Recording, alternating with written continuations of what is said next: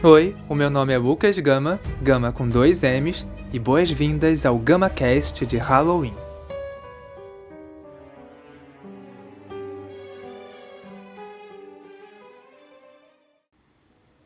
Agora que a gente já comentou sobre curiosidades do Halloween, sabe o que é o Samhain e outras coisinhas da Wicca, eu acho que chegou a hora de eu contar uns relatos meio sobrenaturais, digamos assim, sobre a Wicca. Eu já comentei que a Wicca tem várias celebrações, né? Aliás, eu não falei os nomes, então, caso você esteja com vontade de saber, existem 8 celebrações ao ano. Fora as de lua cheia, né, que eu já falei que são os esbais, e que são secretas, né? Geralmente quem participa é só membros do coven ou do clã. Essas celebrações contam as histórias antigas da deusa e do deus wiccanos e costumam manter celebrações semelhantes a que os pagãos faziam há muitos anos, né? Porque a Wicca é uma religião que surgiu em 1950, mas os costumes, os ritos, eles são muito mais antigos. Eles antecedem o cristianismo.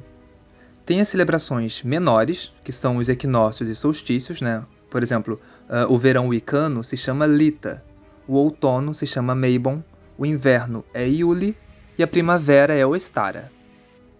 E aí os 4 maiores são o Samhain, que você já sabe que é o Halloween, tem o Beltane, que festeja a fertilidade, traz aquela tradição que você com certeza conhece, já viu, né, em filmes, ou até já fez, que é de pular fogueiras, dançar ao redor de pilastras ou toras com fitas coloridas. Aí tem também o Lammas, que você pode pesquisar no Google e você vai encontrar um nome maior, cheio de consoantes, que se pronuncia Lunazar. É o festival da primeira colheita, então a gente faz agradecimentos pelo que foi colhido. Apesar da gente ser bruxos urbanos, né, a gente vive na cidade, não tem esse costume de colher por conta própria, a gente tem que reconhecer que esse serviço existe. O leite não dá em caixinhas, assim como a batata e a cebola não surgem magicamente no supermercado. Então, nesse festival, a gente sempre agradece por esses alimentos terem chegado às lojas, aos mercados, etc. E finalmente tem Imbolc, que festeja a chegada da primavera. Aí tem os costumes de acender velas ou tochas para afastar o inverno e trazer alegrias ao longo da estação. Eu acho que nem é preciso dizer, mas com tanta informação errada que é passada por aí, seja pela pessoa não saber mesmo, ou então por maldade, é sempre bom ressaltar que esses festivais valorizam muito a colheita, o respeito à vida, a energias, além, é claro, das crenças religiosas. Não tem nada de satanismo, feitiço e ritual com sangue, não existe nada disso na Wicca. A gente não pode confundir o que a gente vê no imaginário coletivo, né, do entretenimento, de Hollywood, e achar que isso corresponde à verdade. Wiccanos também não são cristãos, então a gente não acredita e nem cultua Satanás, inferno e esses elementos do cristianismo. Isso aí é uma outra religião que veio muitos anos depois, é outra coisa. Eu evitei trazer detalhes pelo ponto de vista religioso porque eu não quero falar nenhuma besteira e também porque a Wicca é contra proselitismo, que é impor uma ideia geralmente religiosa sobre outra pessoa.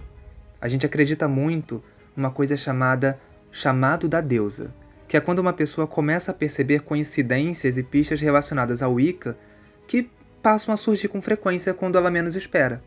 Então, sei lá, ela liga a TV e tá passando um filme onde alguém fala da Wicca, e aí ela muda de canal, tá passando um documentário sobre os pagãos. De repente ela sonha com alguma divindade, enfim. Existem várias formas de receber o chamado e cada um tem a sua experiência pessoal. É por isso que na Wicca a gente não fica tentando te levar, sei lá, a palavra da deusa, não distribui panfletos com curiosidades ou valores da religião, essas coisas. Até porque a Wicca é uma religião que não é para qualquer um. Para começar, um cético não se sentiria confortável entre a gente. Imagina, uma pessoa que não acredita em fadas, não acredita em magia, ela não vai se conectar com a religião, porque a religião vai abordar esses temas. E alguém que deseja poder e riquezas vai se decepcionar, porque o foco da Wicca é o crescimento espiritual, a valorização e respeito à vida e à natureza. Não tem nada de você entrar para a Wicca para sair milionário. Não entra com essa cabeça, não pesquisa sobre a Wicca se é isso que você tem no seu objetivo de vida. Bom, passar essas informações, deixa eu contar um negócio que aconteceu comigo, eu acho que tem uns 10, 9 anos, quando eu ainda fazia parte de um coven aqui no Rio de Janeiro. Algumas atividades que a gente fazia eram ao ar livre, e como aqui na cidade tem muitos parques, né, montanhas, é ótimo para rituais simples focados em elementais. Esse que eu vou contar nesse episódio, a gente tinha ido, foi no Parque Lage, que é um local turístico aqui no Rio de Janeiro, com muito verde, tem uns lagos pequenos com peixes e tal, e que talvez você até já tenha visto em algum filme ou novela, porque costumam gravar muita coisa lá, na área do restaurante principalmente, porque tem uma, acho que é uma fonte aquilo, não sei, acho que é uma fonte, que o pessoal adora tirar fotos. Se você estiver acompanhando esse episódio pelo YouTube, eu vou deixar algumas imagens pra você lembrar, porque você já viu isso, tenho certeza. Ah, é, e recentemente o mundo inteiro viu um pouquinho do Parque Lage porque ele apareceu em Animais Fantásticos, Os Segredos de Dumbledore. Foi rapidinho, mas foi legal. Se você ficou com vontade de visitar e tiver a oportunidade, a entrada é gratuita, inclusive. Lá dentro, para comer no restaurante, eu acho que deve custar o olho da cara, mas é maravilhoso se você curtir esse contato com a natureza, se você quiser só entrar para ver os animais, porque tem vários animais soltos pelo parque. Tem mico, tartaruga, macaco. Ai, o que mais tem lá? Eu acho que tem esquivo também. Bom, lá é uma floresta, né? Então, óbvio, vai ter um monte de animais. Ou seja, é um lugar perfeito para ter contato com os elementais. Ah, outra coisa, né? Se a pessoa não gosta de contato com a natureza, ao ar livre, a Wicca também não serve muito para ela, porque uma das coisas que a gente mais faz é esse contato com a natureza, que são lugares perfeitos para contato com elementais e tal.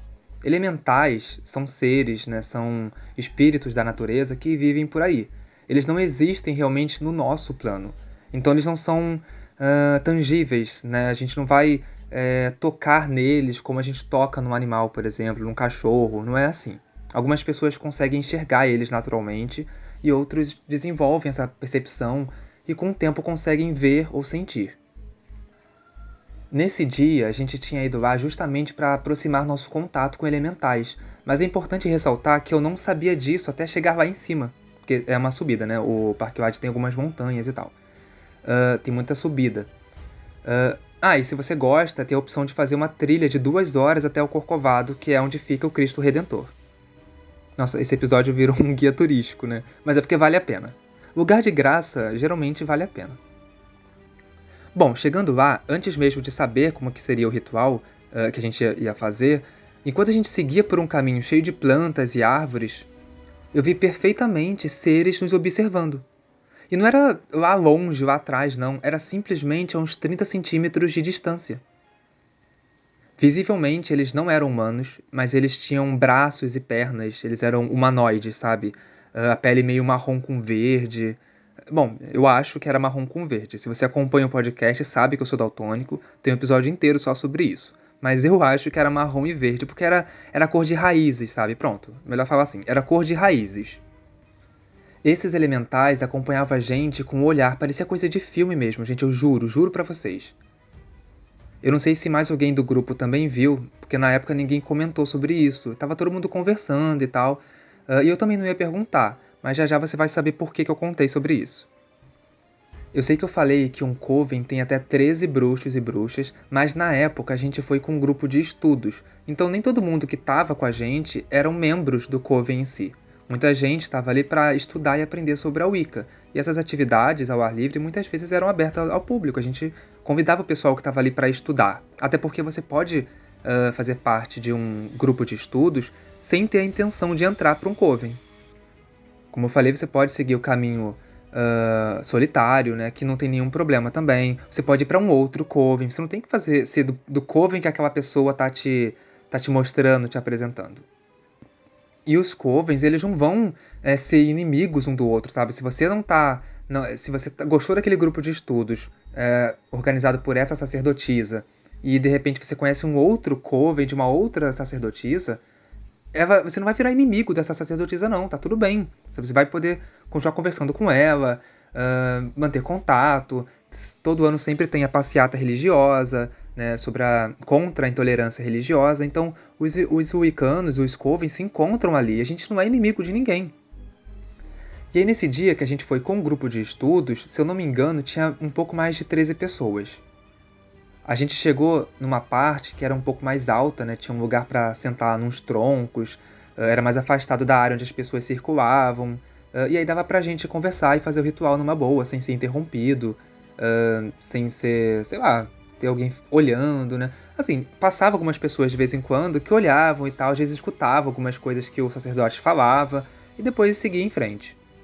Óbvio, né, que era um ritual bem simples, não tinha necessidade de, vestimenta especial, muito menos vela, né, porque ninguém quer incendiar a floresta. Era só com incenso, meditação, coisas assim, né, conversar, pra gente poder realmente sentir a energia da natureza ali.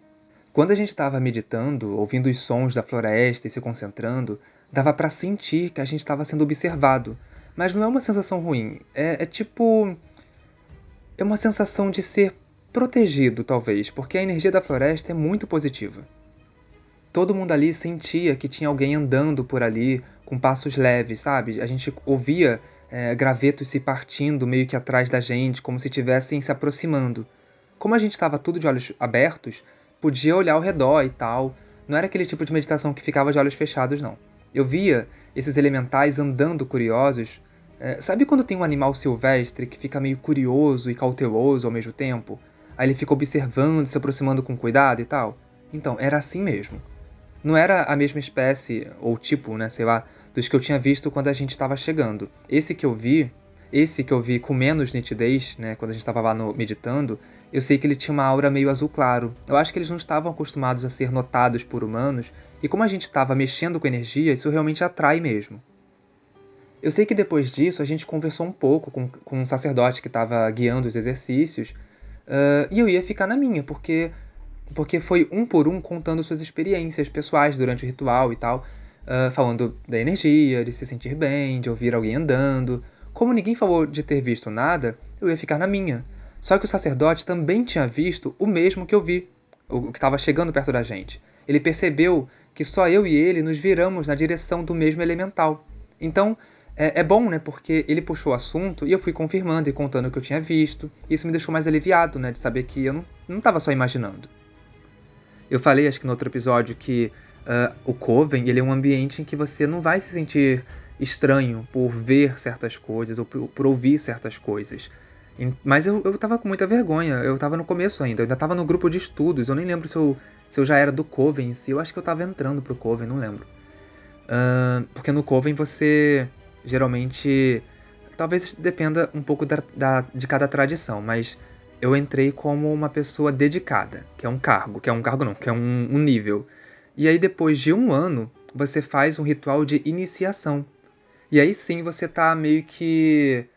Não, quando você tá dedicado, você ainda faz parte do Coven, mas no iniciado é um grau maior, sabe? É um grau um pouco acima, é diferente, você tem uma vestimenta diferente e tal.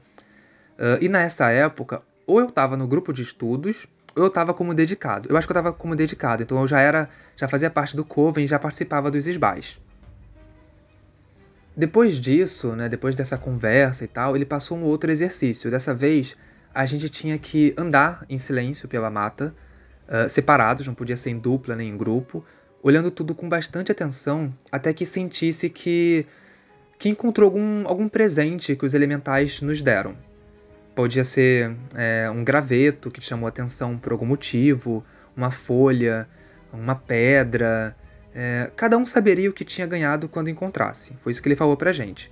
Teve uma menina que encontrou uma borboleta morta, mas que ela parecia fossilizado, sabe? Parecia que ela tinha virado pedra. Foi muito legal. E eu ainda era novo no Coven, né, no grupo de estudos, então eu era bem mais tímido. Eu falava pouco. Eu lembro que eu pensei assim, pô, eu vou só andar até ali, pegar qualquer graveto e voltar. E foi isso que eu fiz. Apesar de ser mata, né, não era uma mata fechada. Não era, sabe aquela floresta de filme que você se perde e tal? Não era isso não. Não dá pra você se perder ali nem nada. As árvores eram bem afastadas, dava pra gente ver as pessoas ao redor. Eu inclusive vi quando 3 meninas seguiram pela mata, descendo pelo caminho oposto ao que eu estava fazendo. Então eu olhei para baixo e as primeiras coisas que eu vi foram um galho, que tinha um formato que eu achei curioso, e uma folha meio verde, meio amarelo, num formato que eu achei muito bonito. Eu voltei, né, eu peguei os dois, e eu voltei tendo certeza de que eu teria sido o primeiro a voltar. Eu ainda pensei que alguém ia implicar comigo, dizer que eu fiz com má vontade. Mas quando eu voltei pra onde o sacerdote esperava, né, e era, sei lá, uns 10 metros de distância, mais ou menos, o grupo todo já estava ali sentado. Eu estranhei e tal, né, eu sentei do lado do meu amigo, porque meu lugar estava ali. Ele olhou pra mim e falou baixinho, até que enfim, né? E eu pensei que ele estava me zoando. Só que eu percebi que estava todo mundo ali. E eu, ué, eu ainda perguntei se todo mundo já tinha voltado, e ele falou que sim, que só estavam me esperando. E eu fiquei muito confuso. E ainda perguntei, ué, eu demorei? E ele respondeu, pô, pra caramba, né? Quase 20 minutos. Gente, eu juro pelo que você quiser, eu contei exatamente tudo o que eu fiz. Eu não sei o que aconteceu, porque pra mim não levou nem 5 minutos. O que eu contei aqui agora, gente, você se afastar por uns 10 metros, pegar uma folha, um galho e voltar, não dá o quê? 2 minutos? Deve ter sido mais ou menos isso. Porque eu saí dali, andei um pouco, peguei o graveto e a folha e voltei. Só. Inclusive, eu ainda tinha visto as 3 meninas descendo. Ou seja, elas passaram por mim pouco antes de eu voltar pro meu lugar. Então, para elas voltarem antes de mim, eu tinha que ter visto. Eu simplesmente não sei o que aconteceu comigo. Eu não sei se alguém passou por mim e me viu parado que nem um doido no meio do mato. Não sei se ninguém me viu. Eu não sei se eu fiquei num transe parado ali, sabe? Não sei o que aconteceu. Não sei. Se você tem teorias, explicações, me conta, por favor, porque eu vou adorar saber o que você acha. Se você já passou por alguma experiência parecida. E eu já escutei alguns relatos envolvendo elementais. Eu já soube de um grupo de adolescentes que estavam estudando magia. Eles não faziam parte de nenhuma religião, eles só estavam é, pesquisando sobre magia e querendo botar em prática o que eles estavam aprendendo. Aí resolveram ir numa montanha, numa floresta, sei lá, e ficar provocando as fadas.